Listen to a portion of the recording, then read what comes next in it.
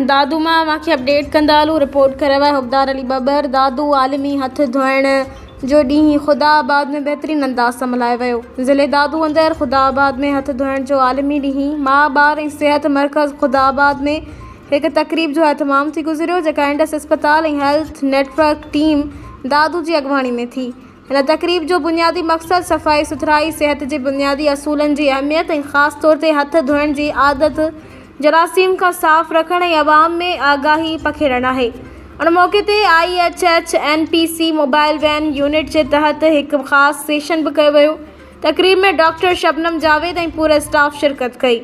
Indus अस्पताल ऐं health network team दादू जे तरफ़ां monitoring officer Naeem Chandio, medical officer doctor Abdul Salam जिन तालीमी सेशन जी कार्रवाई कई। ज़िला फोकल पर्सन फारूक चांडियो ऐं प्रोजेक्ट असिस्टेंट मक़बूल चन्ना मौजूदु हुआ।